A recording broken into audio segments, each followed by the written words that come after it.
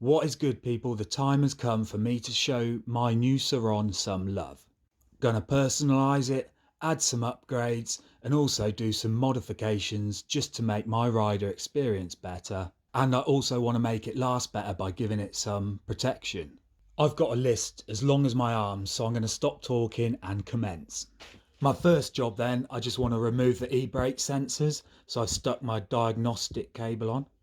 I'm doing this first for the reason being I just don't know how I want my regen set up yet, if I want that on or off. So I can't decide, but I definitely want my brake sensors off.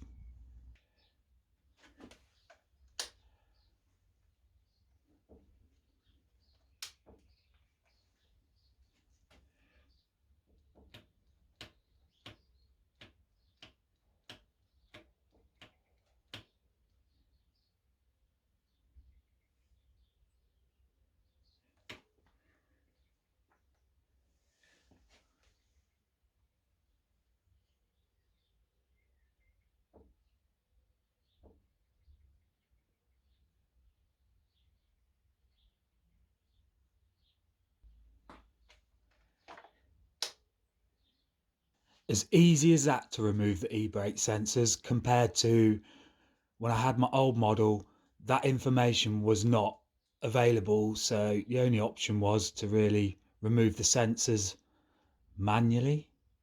Yes. As you saw, to remove those e-brake sensors, it was just 9 pulls and 1 long one. Then the light stops flashing and you count 9 blinks to make sure that, well, it's obviously got the right command. Right, so I've got to do the pegs next. I was going to put these on. These are what you get in most of the SUR-RON online shops. They're 30 to 40 pounds, but they're exactly the same as the pit bike ones on eBay for 20 quid. I was going to put them on, but I've changed my mind because I've got some of these. Some nice black ones for an RMZ. They needed a little bit of modifying, but apart from that, they definitely look a lot better than the pit bike ones I was going to put on. There we go then, that looks a lot better. Just the other side to do. Basically, it just comes down to personal preference. I didn't want anything too aggressive. I just wanted a wider and grippier platform. As you can see, I've just fitted the rear shock protector mud flap. I'm really impressed with it actually. It goes on really well and it fits right under the swing arm. And it also fits tightly against there. It could be a little bit wider at the top, but it's a branded item from SUR-RON. I'm really pleased with the way it fits, to tell the truth. I also think it's a must for your bike. It definitely keeps everything a lot cleaner. Then it's obviously going to give everything a longer life.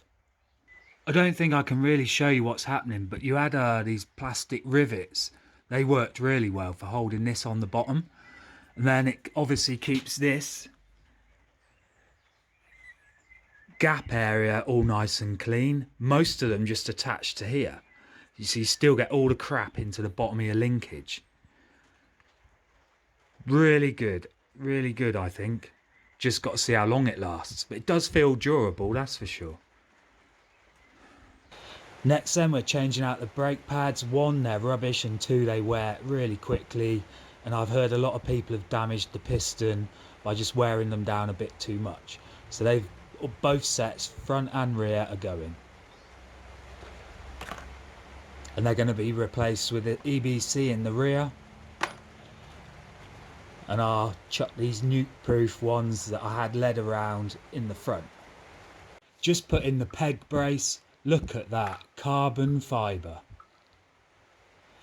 It's not really, it was an aluminium one. I just put that carbon fibre wrap around it and I think that looks brilliant.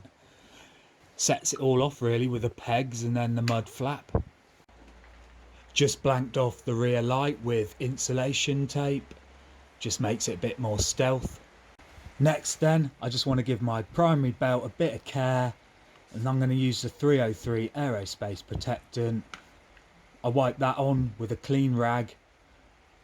Obviously make sure it's all over the belt, let it soak in for a few minutes, and then I'll wipe off any sort of residue. It helps repel dust and stuff. It prevents your belt from fading and cracking, and it also restores lost colour and luster.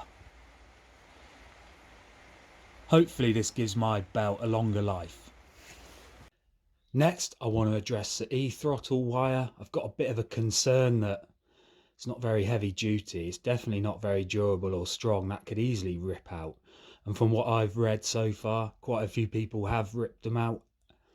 Maybe just loading it in their vehicle or crashing into a little bush and pulling your bike out, and then that snags and rips off. Now, I need to address that. I've got some duct tape. I'm just going to wrap it around here and give it a bit of reinforcement, I suppose. And there you go. It's all go and no show, this job. It's not very pretty, but it does a job. And at least now I know I've done all I can to prevent this from snapping with some silly mishap. Just changed the grips out. Again, it's personal preference. I like a medium compound. I don't like it too soft and I don't like it too hard. And also I didn't like the colour of the original ones on here, so I had to change them out just to make it a little bit more stealth. That looks way better now. Definitely better than the stock ones if you ask me. Just added the little spy mirror to keep me more visually aware. Another important job done.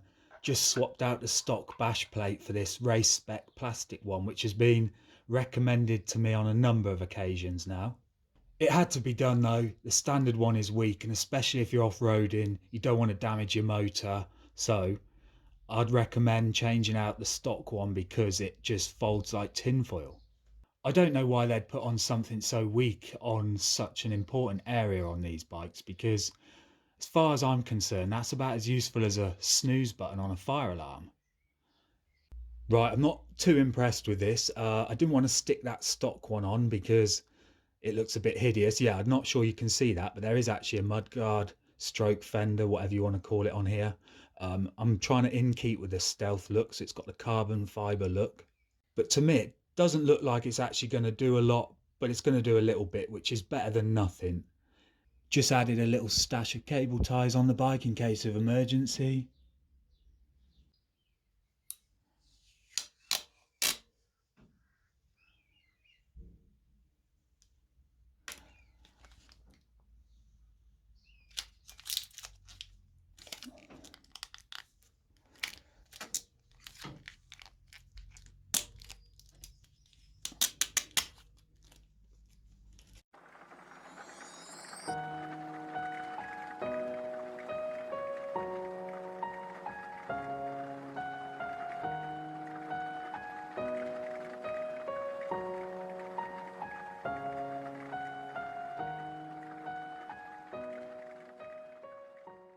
Another job I can tick off, removing all these decals.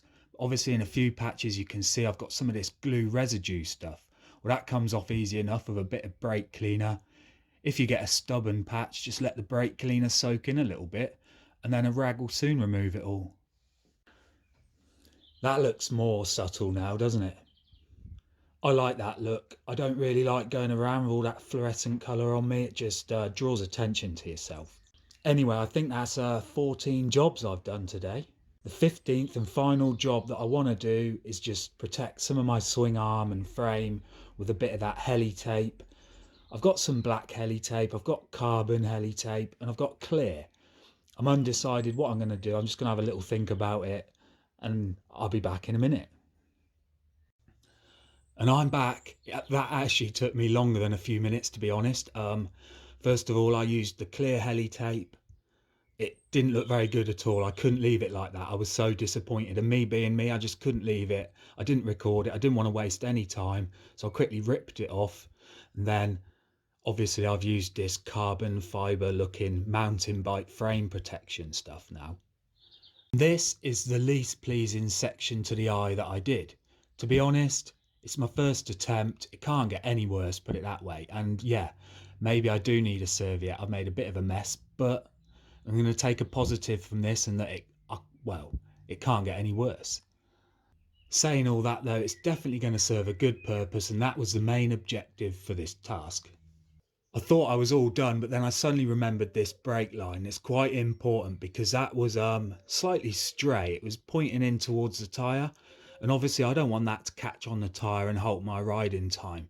So to prevent some silly mishap, I cut an old bit of inner tube up, made this ring, and then I glued it together just to help hold this against the swing arm rather than straying off in towards the back wheel and getting snagged one day and ripping off. Hopefully then this is going to do a good job. I was nearly going to use a cable tie, but I thought that's going to wear the brake line eventually, so I opted for the rubber ring because that was the best solution I could come up with here and now. There you have it then, they're the first 16 alterations that I've done to my SUR-RON so far. I haven't done my headlight switch today because I've got some other ideas and options for that. I'm just not sure what I want to do yet.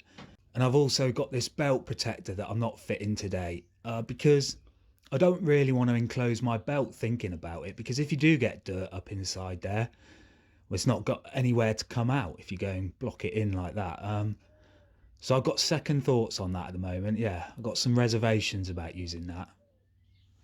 One more job I haven't done is fit these pro tapers, because I'm quite happy with the standard bars. I thought I'd have a look at these and try them out, but they got quite a rise on them, and I don't feel that I need that. I like that attacking, aggressive position when I'm riding mine. I don't like to be too upright. All that's left for me to do now is thank you, especially as you got this far. I hope you learned something. If you didn't learn something, I just hope you enjoyed the upload, and maybe we should see you in the future. MOTO Machines